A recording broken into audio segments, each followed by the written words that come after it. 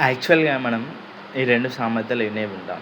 పచ్చని చెట్లు ప్రగతికి మెట్లు, వృక్షో రక్షిత రక్షితాః. దీని అర్థం చెట్ల వల్ల ప్రతీదీ ఉపయోగాలే. మనకు సైంటిఫిక్‌గా గూడా రుజువయింది. అయినా గూడా ఇంకా విపరీతంగా అడవులను, చెట్లను నరికేస్తుండి, ప్రకృతిని నాశనం చేస్తుంటే ఇంకా ఏ విధంగా అభివృద్ధి అనేది కొనసాగుతది?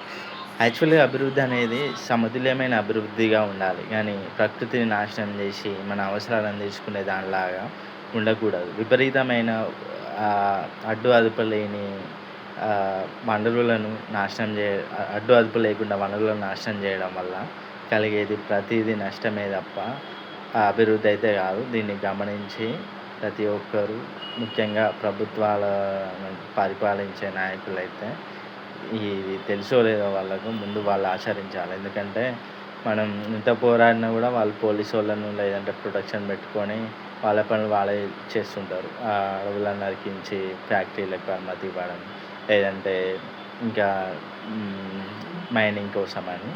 So, please stop all this nonsense. Already మనకు ప్రకృతి వైపరీత్యాలనేవి సంభవిస్తున్నాయి. దీనికి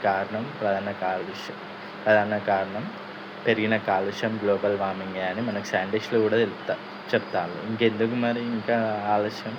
ఆహ్, దీనికైతే గవర్నమెంట్లు దయచేసి మీ పనికిరాని ప్రయోజనాలను, స్వార్థపూరిత ప్రయోజనాలను ఆపుకొని ప్రజల జీవితాలను నాశనం చేయొద్దు. ప్రకృతినే నాశనం చేయవద్దు.